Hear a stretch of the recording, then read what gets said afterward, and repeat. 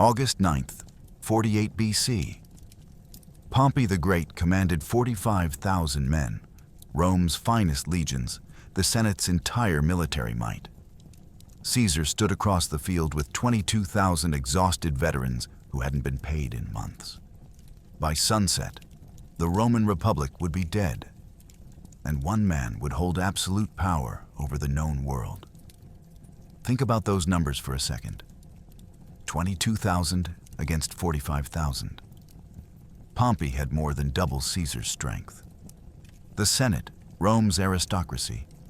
Every military expert said this was the end of Caesar's rebellion.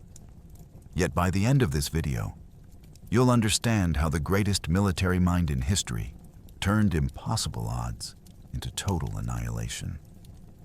I'm about to reveal 3 things that will change how you see ancient warfare forever. First, the invisible fourth line that appeared from nowhere and shattered 7,000 cavalry in minutes. Second, the moment Pompey abandoned his own army while the battle still raged. And third, why this 6-hour fight killed the 500-year-old Roman Republic forever.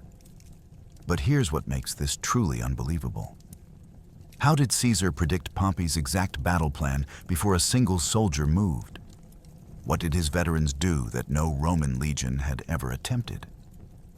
Why did Pompey's overwhelming numerical advantage become his greatest weakness? How did 22,000 men kill 15,000 and capture 24,000 more? To understand how Caesar destroyed the Republic in a single afternoon, we need to go back 9 months to when he crossed a river and became Rome's most wanted man. January 10th, 49 BC. Caesar stood on the north bank of a shallow river that marked the boundary between Gaul and Italy proper. Behind him, one legion, the 13th, 5,000 men who'd conquered Gaul over 8 years of brutal campaigning. Before him, the Rubicon River, 20 feet wide, knee-deep, completely unremarkable except for one fact. Roman. Law forbade any general from crossing it with an army under arms. The penalty was death for treason. Caesar had been ordered by the Senate to disband his legions and return to Rome alone to face trial. Pompey the Great, his former ally, now commanded the Senate's forces and had made his position clear. Cross that river with your legion, and you're a dead man. Caesar looked at the water. He'd spent the last 3 days calculating. Pompey had 10 legions in Spain, 2 in Italy. The Senate controlled Rome's treasury, the grain supply from Egypt, the entire apparatus of state. Caesar had 1 legion and a choice. Think about those odds for a second. 1 legion against 12. 5,000 men against 60,000. No treasury, no supply lines, no legal authority. If Caesar crossed that river, he'd be declaring war on the Roman Republic itself. Every general who'd tried this before had ended up dead. Sulla barely survived it, and that was with 4 legions and significant senatorial support. Caesar had neither. But here's what the histories don't tell you about that moment. Caesar had already sent advance scouts across Italy. They'd reported back with devastating intelligence. Pompey's 2 Italian legions were undertrained recruits, barely 6 months in service. Most had never seen combat. The Senate was paralyzed by political infighting, and most crucially, Rome itself was completely undefended. Pompey had assumed Caesar would never be insane enough to actually cross. At 8 p.m. on January 10th, Caesar made his decision. He turned to his officers and spoke the words that would echo through 2,000 years of history. Alea iacta est. The die is cast. Here's where it gets insane. Caesar didn't just cross. He moved with terrifying speed. The 13th Legion splashed through the Rubicon in 45 minutes. By midnight, they'd covered 12 miles into Italy proper. By dawn on January 11th, they'd taken Ariminum, the first major town south of the river, without a fight. The garrison had fled when they saw Caesar's eagles approaching. The news reached Rome on January 13th. The Senate panicked. Pompey stood before them and admitted the truth. He had no forces ready to defend the city. His trained legions were in Spain. His Italian recruits weren't combat ready. He needed time. The Senate voted to evacuate Rome entirely and retreat to Greece, where they could regroup. Think about that. The Roman Senate, the most powerful governing body in the world, abandoned their own capital because one man with one legion had crossed a shallow river. Caesar had bet everything on speed and shock. And it was working. By January 20th, 10 days after crossing the Rubicon, Caesar controlled all of northern Italy without fighting a single major battle. Pompey was retreating south toward Brundisium to evacuate his forces across the Adriatic. The civil war had begun, but the real question wasn't whether Caesar could take Italy. It was whether he could survive what came next. Because Pompey was falling back to regroup, gathering his legions from across the empire, and planning the counterattack that would culminate 9 months later on a plain in Greece, where mathematics would collide with military genius. For 9 months, Pompey ran. Not because he was afraid, Pompey the Great feared no man, but because time was his weapon and Caesar's enemy. Every week Caesar chased him across Greece was another week for Pompey to train recruits, gather supplies, and coordinate with his legions in Spain and Africa. Pompey had a plan, and it was brilliant in its simplicity. Stretch Caesar's supply lines to the breaking point, force him to fight far from Italy where reinforcements were impossible, then crush him with overwhelming numbers when his exhausted army finally starved. It nearly worked. By July 48 BC, Caesar's army was disintegrating. His men hadn't been paid in 6 months. Food supplies were so low they were eating grass mixed with milk to survive. Desertion rates were climbing. Officers were writing secret letters to Pompey, offering to switch sides. Caesar needed a decisive battle, and he needed it now. Pompey knew this, so he did the one thing guaranteed to drive Caesar insane. He kept refusing to fight. The chase began in March when Caesar landed at Dyrrhachium on the Greek coast with 25,000 men. Pompey was already there with 40,000, positioned on high ground with secure supply lines to the sea. Caesar tried to trap him with a 17-mile circumvallation, a siege wall encircling Pompey's entire position. It took his men 6 weeks to build, working through spring rains and constant skirmishing. But here's what the Roman historians don't tell you. Pompey never intended to get trapped. While Caesar's exhausted legions were building walls, Pompey was receiving fresh supplies daily by ship. Grain from Egypt, reinforcements from Syria, money from the senates, treasury evacuated to Greece. Caesar was besieging an army that was better fed than his own. On July 10th, Pompey broke out. His forces smashed through Caesar's siege lines at their weakest point, killing 4,000 of Caesar's men in a single afternoon. It should have been the end. Pompey had Caesar trapped against the coast, outnumbered, starving. His officers begged him to finish it. "Attack now," they said. "His army is broken." Pompey refused. "Let hunger complete what I've started," he said. It was the most catastrophic decision of his military career. Think about what that hesitation cost him. Caesar's army was down to 18,000 effective troops. They were eating tree bark. Horses were dying of starvation at a rate of 50 per day. If Pompey had attacked on July 11th with his full 40,000, the civil war would have ended right there. Instead, he gave Caesar time. Caesar took it. On July 15th, he broke camp in the middle of the night and marched his starving army south into Thessaly. Moving so fast, Pompey's scouts lost track of him. When Pompey's cavalry finally located Caesar's forces 4 days later, they were camped on the plain of Pharsalus, and Caesar had stopped running. For the first time in 9 months, Caesar was offering battle on open ground. Pompey's officers celebrated. They'd been chasing this ghost across Greece for half a year, watching him slip away at every opportunity. Now he was standing still, outnumbered 2-1, with his back to a river and nowhere left to run. It looked like desperation. It was a trap. The plain of Pharsalus stretched before them like a killing ground designed by the gods themselves. Flat grassland, 3 miles wide, bordered by low hills on the south and the Enipeus River to the north. No cover, no obstacles. Perfect cavalry country. It was August 8th, 48 BC, and for the first time in 9 months, Pompey had stopped running. His camp sat on high ground on the plain's eastern edge, fortified with a double ditch and wooden palisade.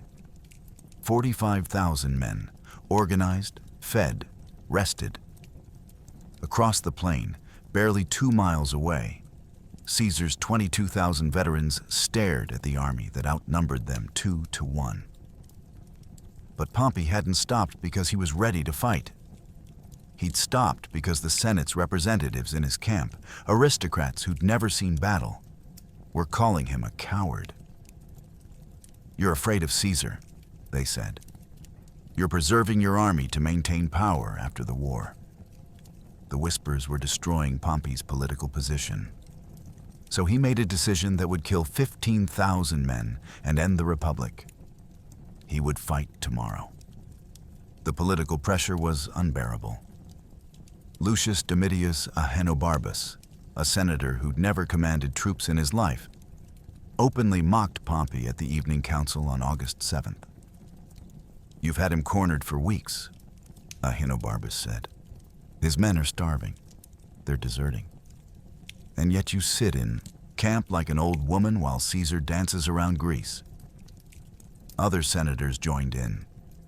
Marcus Brutus, yes, that Brutus, added his voice. "The Republic needs victory, not strategy."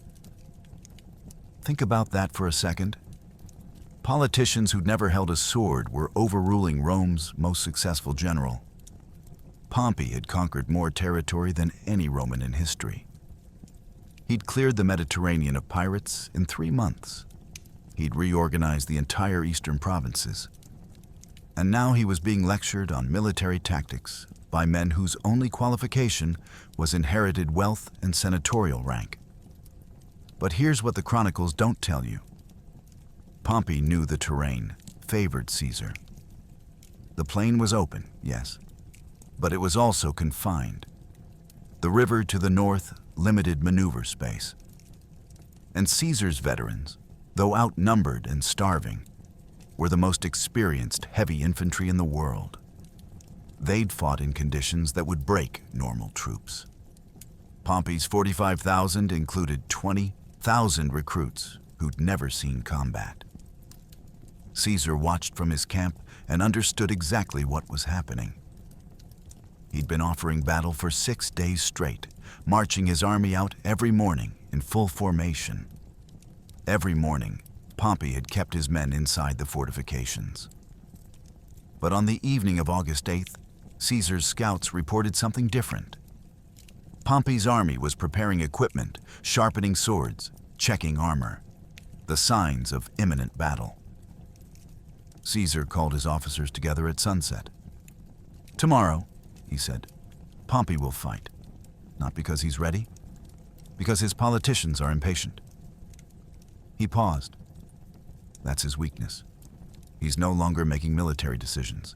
He's making political ones. The officers understood. A general who fights because he must is dangerous. A general who fights because he's embarrassed is vulnerable. That night, both camps made final preparations. Pompey's men slept confidently, knowing they outnumbered Caesar's forces better than 2-1. Caesar's veterans lay awake, knowing that tomorrow they'd face the largest army ever assembled in a Roman civil war. with nothing but their experience and their general's genius. The plain of Pharsalus waited in darkness. By tomorrow's sunset, the Roman Republic would be dead, and everyone sleeping on that field would be responsible for killing it. Dawn broke over Pharsalus at 6 a.m., and Caesar knew he was looking at his own funeral. Pompey's battle line stretched 3,000 yards across the plain, triple formation, 45,000 men in perfect order. On Pompey's left flank, near the Ennipeus River, 7,000 cavalry, the largest mounted force ever assembled in a Roman civil war. These weren't auxiliaries or barbarian mercenaries. These were aristocrats, senators' sons, the finest horsemen in the Roman world, equipped with the best armor money could buy. Their job was simple: sweep around Caesar's right flank, hit his rear, and turn the battle into a slaughter. Caesar had 1,000 cavalry to stop them. 7,000 against 1,000, 7-to-1 odds. Everyone watching knew how this would end. Pompey's cavalry would crush Caesar's horsemen in minutes, then roll up his entire line from behind. Even Caesar's veterans, men who'd fought in Gaul for 8 years, looked at those numbers and started calculating how to survive the rout. Pompey's infantry advantage was just as devastating. His front line alone, 15,000 heavy infantry in the first rank, outnumbered Caesar's entire first 2 lines combined. Behind them, another 15,000 in the second line. Behind those, 15,000 more in reserve. 3 complete lines, each one deeper and stronger than anything Caesar could field. Let that sink in. Pompey had 45,000 infantry against Caesar's 22,000. But it wasn't just the numbers. It was the freshness. Pompey's men had slept in fortified camps, eaten hot meals, received full rations. Caesar's veterans were operating on 6 months of half rations and had marched 200 miles in the last 3 weeks. They were running on experience and desperation. Here's where it gets insane. Caesar's tactical position was even worse than the numbers suggested. His right flank, the one Pompey's 7,000 cavalry would hit, was positioned with its back almost touching the Ennipeus River. If his line broke there, his men couldn't retreat. They'd be driven into the water and slaughtered while trying to ford a river in full armor. It was a death trap. Pompey stood before his assembled officers at 7 a.m. and laid out the morning's certainty. Gentlemen, by noon Caesar will be dead or in chains, and this rebellion will be over. He pointed at the cavalry massed on his left. Labienus will sweep their flank. Our infantry will hold until Caesar's men are surrounded. Then we accept their surrender. The officers believed him. Why wouldn't they? The mathematics was undeniable. 7,000 cavalry against 1,000. 45,000 infantry against 22,000. Fresh troops against starving veterans. It wasn't a battle. It was an execution. But here's what Pompey didn't know. At 6:30 a.m., Caesar had called his senior centurions to a private meeting. What he told them violated every principle of Roman military doctrine and would require his men to do something no Roman legion had ever attempted in 500 years of warfare. The orders were so unusual that several centurions asked him to repeat them, certain they'd misheard. They hadn't. Caesar was about to gamble the entire battle on a tactical innovation so radical it had never been tested in combat. And if it failed, every man on that field would die. Pompey stood before his assembled officers at 7:30 a.m. and laid out a battle plan so elegant, so mathematically certain, that even his critics had to admit its brilliance. "Gentlemen," he said, "this is how we end the war in 6 hours. Step 1. The infantry centers hold position. 40,000 heavy infantry in 3 lines would simply stand and absorb Caesar's assault. They didn't need to win. Just survive long enough for Step 2. Step 2. The cavalry destroys Caesar's right flank. 7,000 horsemen would smash through Caesar's 1,000 cavalry, wheel behind his line, and attack from the rear. Step 3. Light infantry slaughters the trapped legions. Once Caesar's men were surrounded, Pompey's archers and slingers would pour missiles into the packed formation from safety. Step 4. Accept surrender or annihilate. By noon, Caesar would be dead or captured, his legions destroyed, and the civil war would be over. The officers looked at the plan, looked at the numbers, and believed. This wasn't hope, it was mathematics. Caesar had no counter to 7,000 cavalry. The battle was already won. Titus Labienus, commanding Pompey's cavalry, stood and added detail. My 7,000 will hit Caesar's right flank at precisely 8:45 a.m., 15 minutes after the infantry lines engage. Their 1,000 cavalry will break in 5 minutes. By 9 a.m., we'll be behind Caesar's legions. By 9:15, they'll be surrounded. He paused for effect. By 9:30, they'll be begging for terms. The timing was crucial. Pompey's infantry would engage Caesar's main force frontally, pinning them in place. The moment Caesar's men were committed, shields locked, formations tight, unable to maneuver, Labienus would unleash the cavalry. 7,000 horsemen moving at 30 miles per hour would cover the distance to Caesar's flank in minutes. Caesar's 1,000 cavalry couldn't possibly hold. Think about what happens next.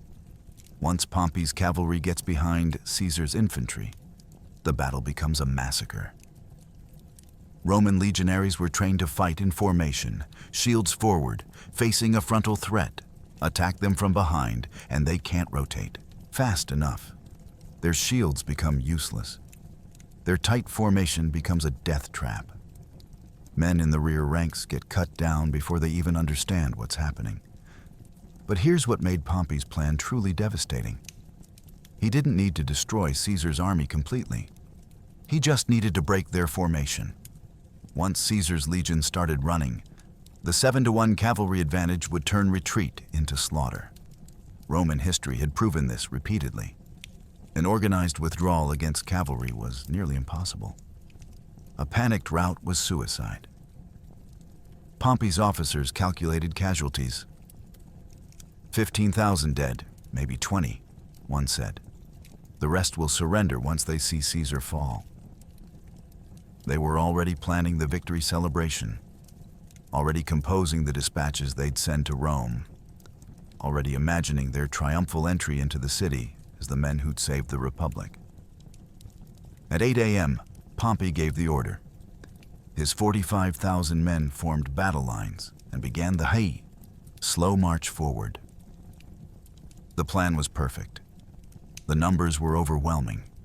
The outcome was certain. There was just one problem. Across the field, Caesar wasn't planning to fight the battle Pompey expected. He was planning to fight a battle that shouldn't have been possible. At 8 a.m., Caesar assembled his centurions for final orders, and what he told them should have caused a mutiny. We're pulling 3,000 men from the already outnumbered infantry and hiding them behind the right flank as a fourth line. The centurions stared at him. Roman legions fought in 3 lines: hastati, principes, triarii. Everyone knew this. It's how Rome had conquered the Mediterranean for 500 years. A fourth line wasn't doctrine, it wasn't standard, it was insane. Especially when you were already outnumbered 2-to-1.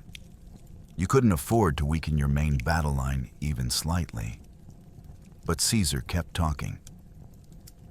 Pompey's entire plan depends on his cavalry. When they hit our right flank, this fourth line will countercharge. Not against the cavalry, against the men. I want them targeting riders, not horses. Javelins to the face, swords to the throat. Make it personal. Make it terrifying. One centurion asked the obvious question: what if they break through before we can stop them? Caesar's answer was simple: then we all die. But they won't break through because Pompey's cavalry has never faced legionaries trained to kill mounted troops in close combat. They don't know what's coming. Let that sink in. Caesar was taking 3,000 men, 15% of his entire army, and gambling the entire battle on a tactic that had never been tested in Roman warfare. If the fourth line failed to stop Pompey's cavalry, Caesar's main infantry would be surrounded and slaughtered. Every man on that field would die. But here's what made the gamble brilliant. Caesar understood something about Pompey's cavalry that Pompey himself didn't. These 7,000 horsemen weren't professional soldiers. They were aristocrats playing at war. Senators' sons who'd trained in fencing and horsemanship but had never experienced the specific horror of close infantry combat. They'd never had a javelin thrown at their face from 10 feet away. Never felt what it's like when a veteran legionary grabs your leg and drags you off your horse. Caesar gave specific instructions. The fourth line holds position until Pompey's cavalry is committed, fully committed, no retreat possible. Then you step out from behind the flank and hit them. He demonstrated with his hands. Javelins first, not at the horses, at the riders. Aim for the face, the throat, anywhere unarmored. You want them seeing the weapon coming. You want them afraid. The centurions began to understand. This wasn't about killing 7,000 cavalry. This was about breaking their will. Make the first 100 deaths brutal enough, personal enough, terrifying enough, and the remaining 6,900 would run. Pick your best men, Caesar continued. Veterans who've killed in close combat. Men who won't hesitate when a horse is bearing down on them. Men who'll stand their ground and make aristocrats bleed.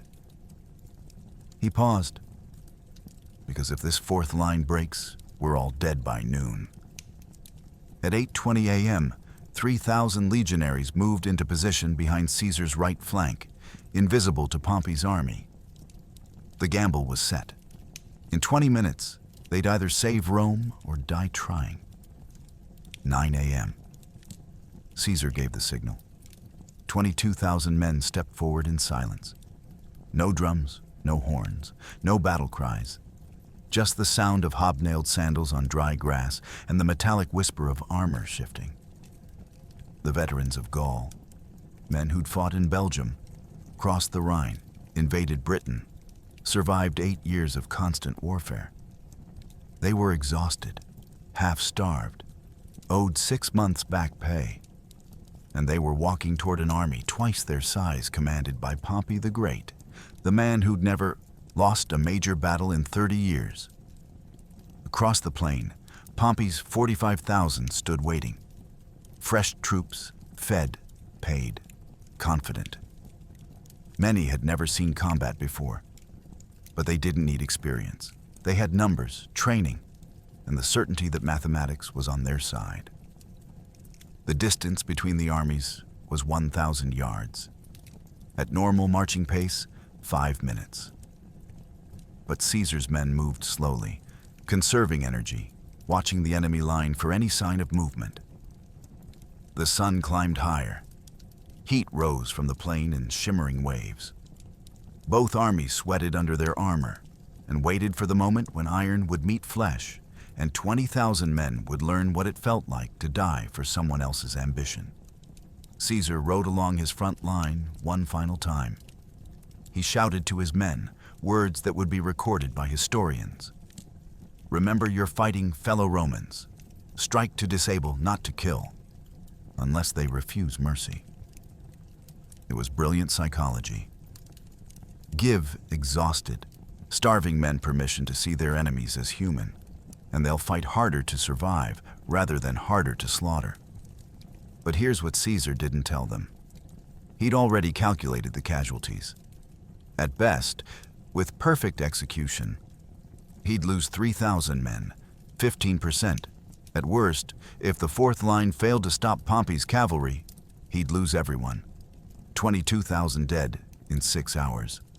The largest single-day Roman casualty count in a civil war. At 9:15 a.m., 500 yards separated the armies. Pompey's officers could now see individual faces in Caesar's front ranks. They saw something that should have terrified them. No fear. These weren't recruits marching to their first battle.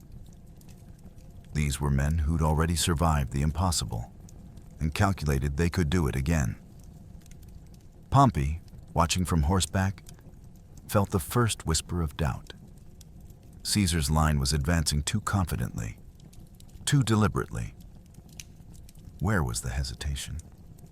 Where was the terror that should come from facing 2-to-1 odds? He pushed the thought away. Numbers don't lie. 45,000 beats 22,000. Mathematics doesn't care about confidence. At 9:25 a.m., 300 yards separated the armies. Both lines were close enough now to see expressions, recognize faces, understand that in 5 minutes they'd be trying to kill men and they might have served beside in other wars. Caesar raised his sword. His entire line stopped. Dead silence across 22,000 men.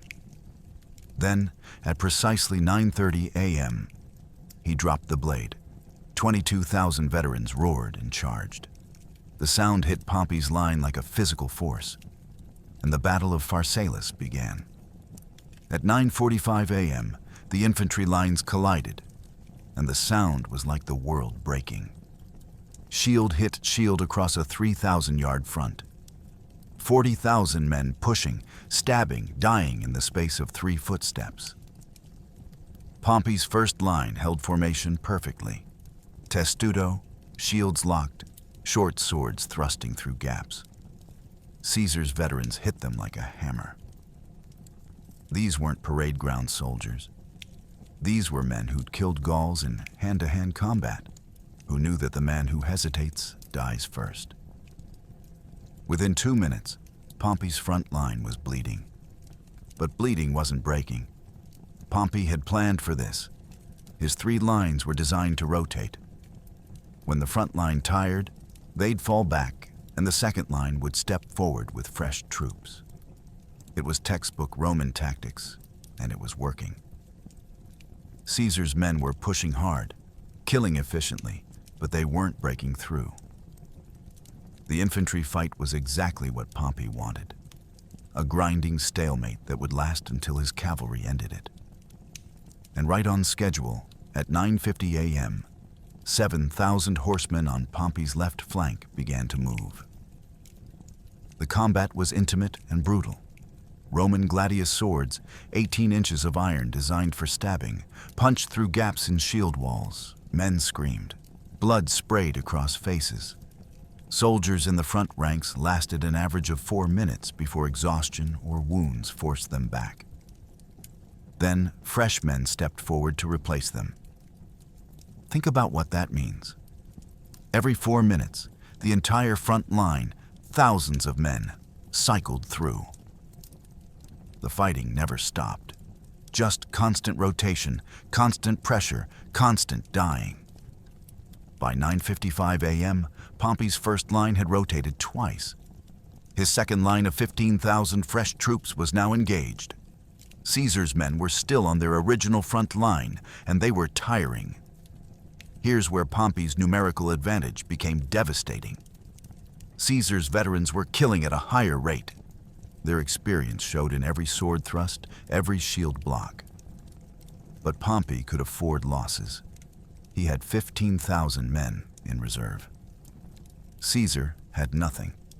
Every casualty weakened his already outnumbered line. The casualties mounted with mathematical precision. By 10 a.m., Pompey had lost roughly 800 men killed or seriously wounded. Caesar had lost 300, but those 300 represented a larger percentage of his smaller force. Pompey was trading lives at an exchange rate he could sustain all day. Caesar couldn't. Caesar's centurions saw it happening. Their men were fighting brilliantly. But brilliance doesn't matter when you're outnumbered and exhausting. One centurion later reported, "We knew we were winning every individual fight and losing the overall battle. The math didn't work." Pompey watched from horseback and allowed himself a moment of satisfaction. The infantry stalemate was holding exactly as planned. Caesar's famous veterans were locked in place, unable to break through, slowly bleeding out their numerical strength. Now came the decisive blow. At 10 a.m. precisely, Titus Labienus raised his sword high. 7,000 cavalry, the largest mounted force in Roman Civil War history, began their charge towards Caesar's exposed right flank.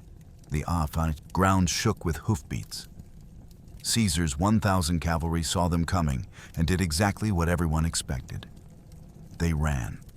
The trap was sprung. The battle was over. Except 3,000 legionaries were about to step out from behind Caesar's flank and teach Rome's aristocracy what terror actually felt like. Pompey's cavalry commander, Titus Labienus, was Caesar's former second-in-command. He'd served with Caesar in Gaul for 7 years, knew every tactic, every trick, every deception Caesar had ever used. Then he'd defected to Pompey's side, bringing with him detailed intelligence about Caesar's army's weaknesses. Now he sat on his horse at the head of 7,000 cavalry, looking at Caesar's pathetic 1,000 horsemen on the opposite flank. And he knew this would take 10 minutes. Maximum. He raised his sword. 7,000 horses surged forward. The ground shook. A moving wall of muscle, iron, and aristocratic fury bearing down on Caesar's right flank. Caesar's 1,000 cavalry did exactly what everyone expected. They turned and ran. Not a fighting retreat, a full rout. They broke formation and fled before Pompey's cavalry even reached them. Labienus smiled. This was easier than expected. His cavalry swept past the fleeing horsemen and wheeled right, preparing to hit Caesar's infantry from behind. The battle was over, except for one small problem. 3,000 legionaries stepped out from behind Caesar's right flank, exactly where they'd been hidden. And they had javelins. Labienus saw them emerge, and his mind raced. 3,000. Where had they come from? He'd been watching Caesar's battle line for 30 minutes. 3 lines of infantry, all accounted for, all engaged frontally with Pompey's forces. There was no reserve. There couldn't be a reserve. Caesar was already outnumbered. Yet here were 3,000 heavy infantry appearing from nowhere. The mathematics shifted in an instant. 7,000 cavalry versus 3,000. Infantry should still favor cavalry. Mounted troops had mobility, height advantage, shock value. But Labienus had spent 7 years fighting alongside Caesar's legionaries. He knew what they were capable of, and they weren't running. At 10:05 a.m., with his cavalry at full gallop barely 100 yards from Caesar's fourth line, Labienus understood the trap. Caesar hadn't weakened his main battle line by accident. He deliberately pulled 3,000 of his best killers and positioned them exactly where Pompey's entire plan required them not to be. Here's what Labienus should have done: halt the charge, reform his cavalry, probe for weaknesses. What he actually did? Kept charging. He'd committed 7,000 horsemen to a full gallop. You can't stop cavalry at speed. The momentum alone would carry them forward, even if he ordered a retreat. They were going to hit that infantry line whether he wanted to or not. The fourth line stood in perfect formation, shields locked, javelins raised, no fear visible. These were Caesar's 10th Legion veterans, men who'd charged German tribes twice their size, who'd held a bridge against 50,000 Gauls, who'd learned that standing your ground when everyone else runs is how you survive. At 10:06 a.m., 70 yards separated Pompey's charging cavalry from Caesar's hidden fourth line. Labienus screamed orders to wheel left, avoid contact, reform. The cavalry's front ranks tried to turn. Too late.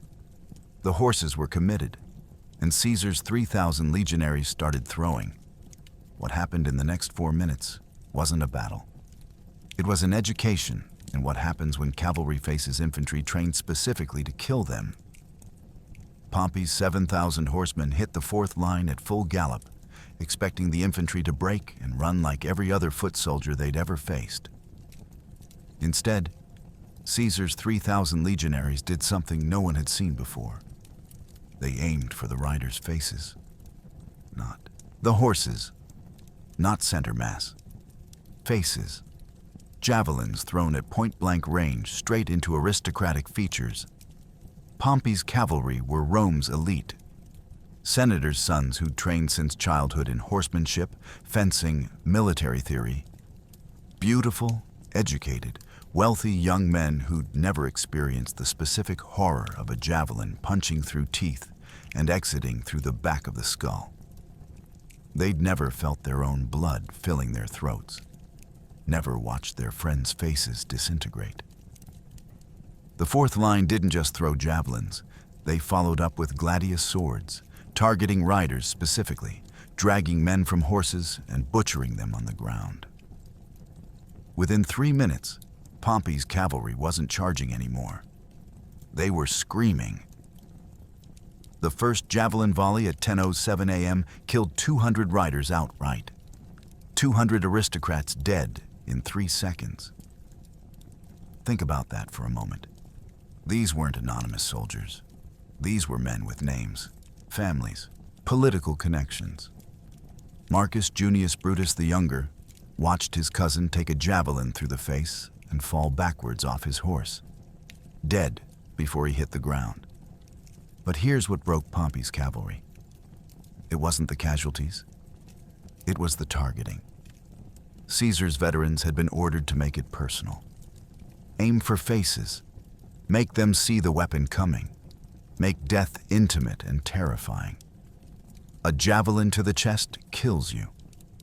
A javelin to the face destroys you, makes you unrecognizable, takes away your identity before it takes your life. The second volley came 5 seconds later. Another 100 dead. Now the front ranks of Pompey's cavalry were trying to wheel away, but the ranks behind were still pushing forward. Horses collided.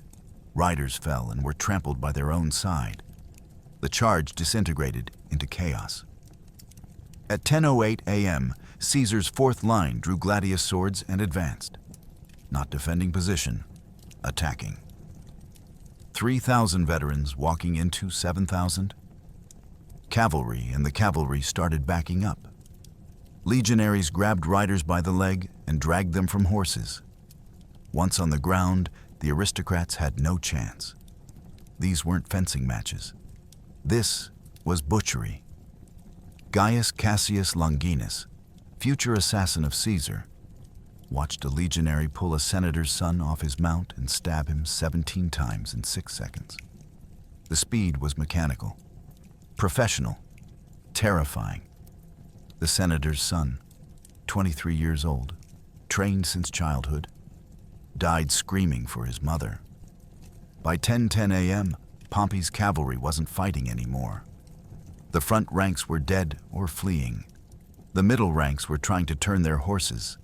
The rear ranks hadn't even engaged yet and were already running.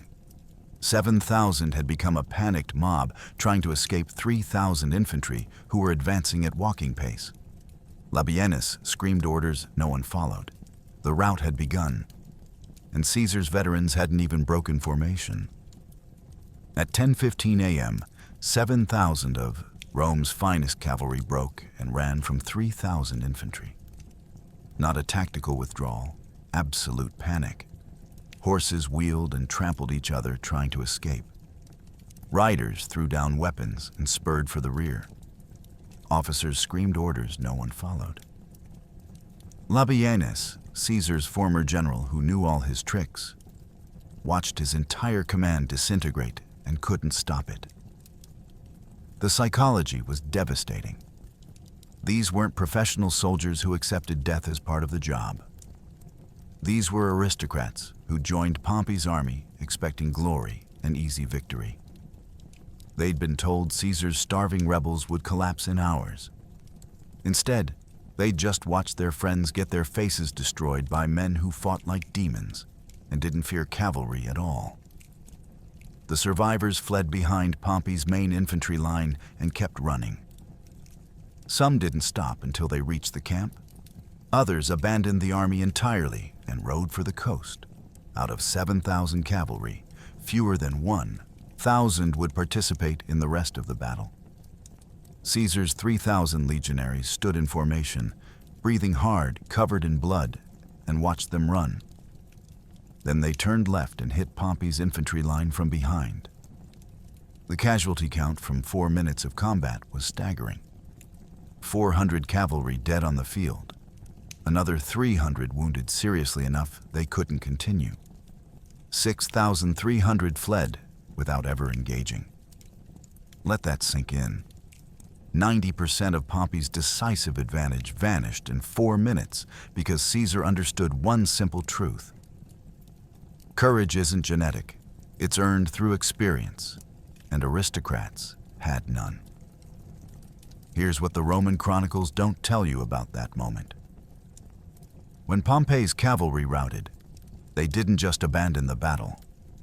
They rode directly through their own infantry's left flank, creating chaos and spreading panic. Soldiers watching from Pompey's rear ranks saw 7,000 horsemen running in terror. Asked the obvious question, what could make cavalry flee from infantry? The answer was currently turning 90 degrees and preparing to attack them from behind. At 10:20 a.m., Caesar's fourth line reformed and advanced toward Pompey's left flank. 3,000 fresh troops who just shattered the largest cavalry force in Roman Civil War history, now moving to exploit the breakthrough. They weren't tired, weren't wounded significantly, were operating on the adrenaline high that comes from doing the impossible and surviving. Pompey's left flank infantry, 15,000 men who'd been holding position, waiting for their cavalry to return victorious, suddenly found 3,000 enemy legionaries attacking them from the rear while Caesar's main force pressed from the front. They were being compressed from 2 directions. Here's where it gets insane. Pompey's battle plan had been perfect, mathematically certain. The cavalry would sweep Caesar's flank, then roll up his entire line from behind. Instead, within 20 minutes, Pompey's own left flank was being rolled up from behind while his cavalry ran for the coast. The trap Caesar had set was now closing. Pompey stood on high ground, watching his perfect plan disintegrate, and understood that he'd been outthought by a general he'd once considered his equal. Caesar wasn't his equal. Caesar was better. And 45,000 men were about to pay the price for that miscalculation. 10:30 a.m. Pompey stood on high ground behind his infantry line and watched his perfect plan disintegrate in real time. His cavalry, 7,000 strong, his decisive advantage, was gone, shattered, running. And now Caesar's fourth line was rolling up his left flank from behind, while his front line was still engaged with Caesar's main force. His 45,000 men were being destroyed by 22,000. The mathematics had reversed. Pompey's officers ran to him with reports. The left flank is collapsing. We need the reserve cohorts moved immediately. We need. Pompey wasn't listening. For 30 years, he'd never lost a major battle. He'd conquered the East, crushed Spartacus's rebellion, cleared the Mediterranean of pirates. He was Pompey Magnus, Pompey the Great, and he was watching his army die. At 10:45 a.m., Pompey made a decision that would define his legacy forever. He turned his horse and rode back to his camp. Not to rally reserves, not to organize a defensive line. He rode to his tent, went inside, sat down, and waited for the end. His army was still fighting. 25,000 men still in formation, still following orders, still believing their commander would save them. But Pompey the Great had left the battlefield. The reports had been coming in for 15 minutes, each one worse than the last. At 10:32, left flank under attack from rear, casualties mounting. At 10:35, cavalry routed, fewer than 1,000 still engaged. At 10:38, 4th and 5th cohorts breaking, cannot hold position. Think about what Pompey was processing. He'd started the battle with every advantage. 45,000 against 22,000. 7,000 cavalry against 1,000. Fresh troops against starving veterans. The Senate's full backing, Rome's treasury, and somehow, impossibly, he was losing. Here's what the chronicles don't tell you. Pompey had prepared for every contingency except the one that mattered. He'd planned for Caesar's infantry charging. He'd planned for defensive fighting. He'd planned for cavalry engagements on open ground. He'd never planned for a fourth line that didn't exist in Roman military doctrine. He'd never imagined his aristocratic cavalry would flee from infantry. The tactical innovation had broken him psychologically before it broke his army physically. At 10:40 a.m., Pompey's senior officers begged him for orders. We still have 15,000 in reserve. We can shore up the left flank. We can... Pompey looked at them with dead eyes. It's over, he said. Nothing else. Just those two words. 5 minutes later, he was gone, riding back to his tent while 25,000 men fought and died, believing their general was commanding the battle. Some would fight for another hour before realizing no reinforcements were coming. No new orders were being issued. No one was coordinating the defense. The moment Pompey abandoned the field, the battle's outcome became inevitable. Not because his army couldn't win, they still had the numbers, but because an army without a commander is just a mob with weapons. Caesar had 22,000 men following coordinated orders. Pompey had 25,000 men fighting individual battles with no overall strategy. By 11 a.m., word was spreading through Pompey's ranks. The general was gone. And when soldiers realize their commander has given up, they start calculating their own survival. 11 a.m. Caesar's three lines became one killing mass that crushed Pompey's infantry through sheer veteran brutality. The men who'd conquered Gaul, who'd survived 8 years of warfare against Germanic tribes and Belgian warriors, who'd learned that hesitation meant death. They poured into Pompey's collapsing flank like water finding cracks in stone. Pompey's soldiers fought bravely. They held formation. They obeyed orders. They died in ranks. But they were fighting three ways at once. Caesar's main force in front, the fourth line from behind, and the growing realization that their cavalry was gone and their commander had abandoned them. By 11:30, the left flank was gone. By noon, the center was breaking. By 12:30 p.m., it was over. Pompey's infantry stopped fighting and started running, not toward their camp, toward anywhere else. The plain of Pharsalus became a slaughterhouse. Caesar's men pursued with systematic efficiency, cutting down running soldiers, surrounding formations that tried to surrender in order, killing anyone who resisted. The grass turned dark with blood. The Enipeus River ran red. The killing accelerated once Pompey's line broke. Roman legionaries pursuing fleeing enemies are the most lethal force in ancient warfare. They don't chase wildly. They advance in formation, cutting down anyone who can't outrun them. And exhausted infantry in full armor can't outrun fresh pursuers. At 11:15 a.m., Pompey's left flank cohorts, 5,000 men, tried to retreat in formation toward their camp. Caesar's fourth line caught them before they'd covered 200 yards. The fighting lasted 7 minutes. 4,200 died. The survivors threw down their weapons and begged for mercy. Think about that casualty rate. 84% killed in 7 minutes. That's not a battle, that's an execution. When one side stops believing they can win, combat becomes slaughter. By 11:30, Pompey's center was exposed. His left flank was gone. His cavalry had fled. His reserves were uncommitted because no one was giving orders. 15,000 men in the center line looked left and right and saw nothing but Caesar's veterans closing in from multiple directions. Here's where the psychology of defeat becomes lethal. Pompey's center cohorts were still combat effective. 15,000 men with weapons, armor, training. They could have fought. Instead, they calculated. Their general had abandoned them. Their cavalry was gone. Their flanks were collapsing. Fighting meant certain death. Running meant possible survival. At 11:45 a.m., the center broke. Not section by section, all at once.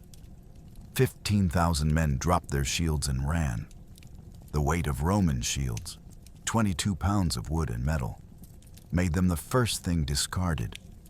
Then helmets, then armor, anything that slowed them down. Caesar's veterans didn't pursue immediately. They reformed, caught their breath, then advanced methodically. The pursuit wasn't about killing everyone. It was about breaking their ability to ever regroup. Cut down enough runners, and the survivors scatter permanently. By noon, the organized battle was over. What remained was hunting. Small groups of Pompey's men trying to reach the camp. Individual soldiers surrendering, others running for the hills or the river. Caesar's men worked systematically, surrounding groups, offering surrender, killing resistors. At 12:30 p.m., the last organized resistance ended when 2,000 of Pompey's soldiers fortified themselves inside the camp and refused to surrender. Caesar ordered his men to storm it. The fighting was brief and one-sided. 1,500 died. 500 survived to be captured. The plain fell silent except for the screaming of wounded men. And the counting of the dead was about to reveal numbers that would shock even Caesar. By 2 p.m., the killing had stopped. The counting began. Pompey's casualties, 15,000 dead on the field. Another, 24,000 captured when Caesar's forces surrounded their camp. 6,000 escaped toward the coast. Total losses, 45,000 men reduced to 6,000 in 6 hours. Caesar's casualties, 200 dead, 1,000 wounded. 22,000 men had destroyed an army twice their size and lost less than 6% of their strength. The mathematics was obscene. Officers walked through the aftermath, counting bodies, separating Roman from Roman, citizen from citizen. This wasn't a foreign war. This was Romans killing Romans for the right to rule Rome. The captured 24,000 were herded into groups. Caesar had a decision to make: execute them as traitors or absorb them into his legions. Pompey's dead lay where they fell. Later, Caesar would order them buried in mass graves without markers. No glory, no ceremony, just holes in the ground for men who'd bet on the wrong general. The kill ratio defied belief. For every one of Caesar's men who died, 75 of Pompey's fell. Let that sink in. 75 to 1. This wasn't close combat between equal forces. This was systematic destruction of an army that had every advantage except leadership. Here's what the official Roman records don't tell you. The 15,000 dead weren't killed evenly across the battle. The first 2 hours of infantry combat, when both armies were locked in frontal engagement, produced roughly 3,000 casualties total, split between both sides. The remaining 12,000 of Pompey's dead died in the final 90 minutes. During the rout, during the pursuit, during the moment when organized resistance collapsed into individual terror. The captured 24,000 sat in groups on the plain, disarmed, exhausted, waiting to learn if they'd live or die. Roman law was clear. Soldiers who took up arms against the legitimate government were traitors. The penalty was execution. Caesar had legal authority to kill every single prisoner. At 3 p.m., Caesar rode among the captured. He recognized faces. Men he'd served with in earlier campaigns, officers who'd fought under him in Gaul before defecting to Pompey. One prisoner, a centurion named Lucius Vorenus, had saved Caesar's life 12 years earlier during a skirmish in Belgium. Now he sat in the dirt, hands bound, waiting for death. Caesar made his decision. "Release them," he ordered. "Any man who swears an oath not to take up arms against me again goes free. Those who want to join my legions will be paid and equipped. The rest can go home." His officers were stunned. Clemency? After they'd just tried to kill you? Caesar's response was pure political calculation. Dead enemies stay dead. Forgiven enemies become allies. I need soldiers, not corpses. 20,000 accepted his clemency. 4,000 joined his legions immediately. The mathematics of power had shifted again. Caesar had entered the battle with 22,000 men. He left with 26,000, reinforced by veterans who now owed him their lives. But Pompey the Great was still alive. And as long as he lived, the civil war wasn't over. Pompey sat in his tent until 3 p.m., listening to the sounds of his army dying outside. When Caesar's men breached the camp's outer palisade, he finally moved. He stripped off his general's armor, put on a simple tunic, and walked out through the rear entrance with a handful of personal guards. No speech to the survivors, no final orders, no attempt to rally the 6,000 who'd escaped. Just Pompey, alone, walking away from 30 years of military glory. He rode south toward the coast, moving at night, avoiding roads. Egypt was his destination. Ptolemy the 13th owed him favors, would give him sanctuary, maybe even troops to rebuild. He reached the Egyptian coast on September 28th. A small boat met him. Pompey stepped aboard. Before the boat reached shore, Ptolemy's advisors made a decision. Caesar was winning the civil war, and Egypt needed to be on the winning side. A centurion named Septimius, who'd once served under Pompey, walked up behind him on the boat and drew his sword. Pompey the Great, conqueror of the East, cleared the Mediterranean of pirates, never defeated in major battle for 30 years, died on a fishing boat with a blade through his back. His head was cut off and preserved in salt as a gift for Caesar. The journey from Pharsalus to Egypt took 50 days. 50 days of Pompey moving from port to port, begging former allies for ships, money, sanctuary. Most refused. They'd heard about Pharsalus. 45,000 reduced to 6,000 in 6 hours. Those numbers meant Caesar was unstoppable, and supporting Pompey was suicide. Think about Pompey's mental state during that journey. 3 months earlier, he'd commanded the largest army in Roman history. He'd had the Senate's backing, unlimited resources, every tactical advantage. Now he was running with 12 guards and whatever gold he could carry. The psychological collapse was total. Here's what the chronicles don't tell you. Pompey still believed he could rebuild. Egypt owed him personal debts. He'd restored Ptolemy the Great to power 15 years earlier. Young Ptolemy III, now ruling Egypt with his advisors, would remember that favor. Pompey would get troops, ships, money. He'd regroup in Africa, coordinate with his surviving legions in Spain, and return. He was wrong. Ptolemy's advisors, Pothinus the eunuch and Achillas the general did the cold political math. Egypt was wealthy, but militarily weak. Caesar was coming. If Egypt harbored Pompey, Caesar would invade. If Egypt killed Pompey, Caesar would be grateful. September 28th. Pompey's small boat approached the Egyptian shore near Pelusium. A welcoming party waited. Pompey recognized Septimius, a centurion who'd served under him years ago. Good sign. Egypt was honoring him with a military escort. Septimius boarded the boat with 2 soldiers. They helped Pompey to his feet. Pompey turned to look at the shore, calculating how many troops Ptolemy might provide. Septimius drew his gladius and stabbed Pompey through the back. The blade punched through his ribs and out his chest. Pompey gasped, blood filling his lungs, and collapsed. The second soldier decapitated him while the body was still twitching. 30 years of military glory ended in 30 seconds on a fishing boat. Pompey's head went into a jar of salt. His body was burned on the beach. And Caesar, still 6 weeks away, was about to receive the gift that would make him weep. Caesar reached the Egyptian coast 6 weeks later.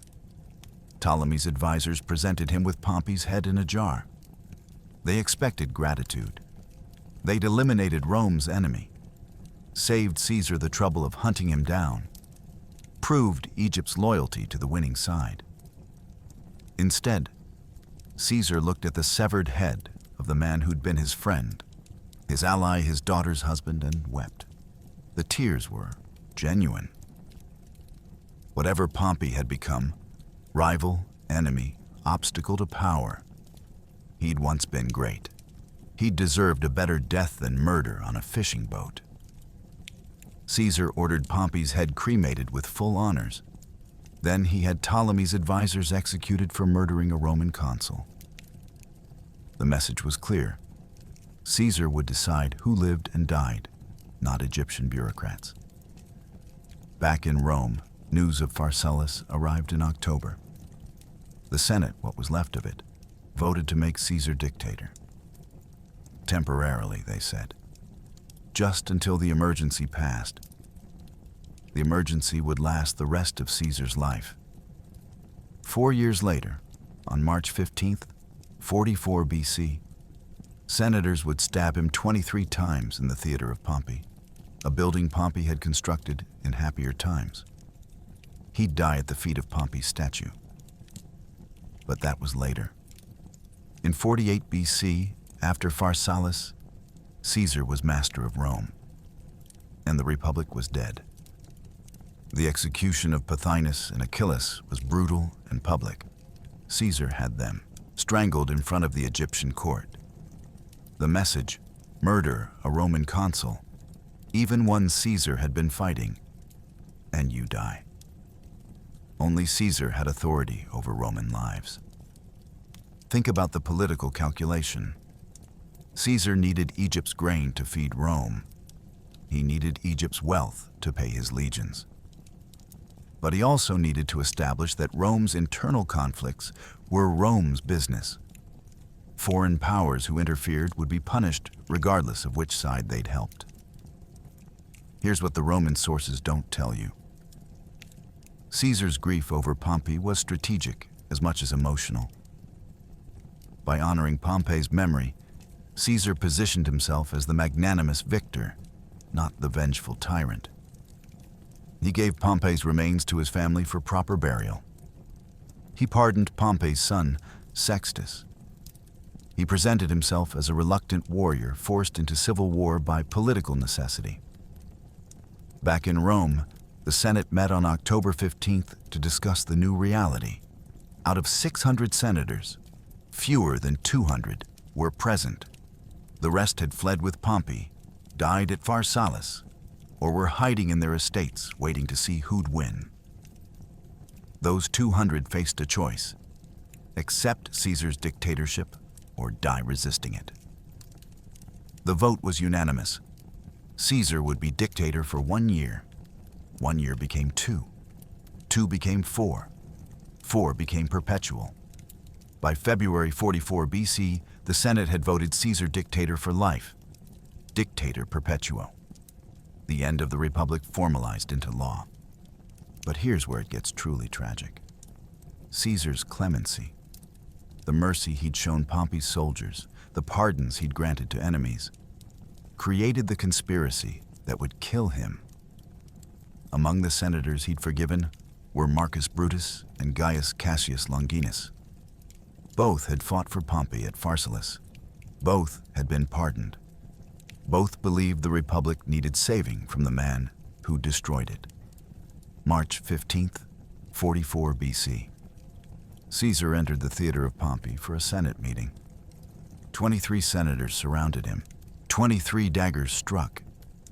He fell bleeding at the base of Pompey's statue, staring up at the stone face of the man he defeated 6 years earlier. The Republic died at Pharsalus. Caesar died proving that victory doesn't guarantee survival. The Roman Republic died on August 9th, 48 BC at Pharsalus, but it took decades for people to admit it. The Senate kept meeting.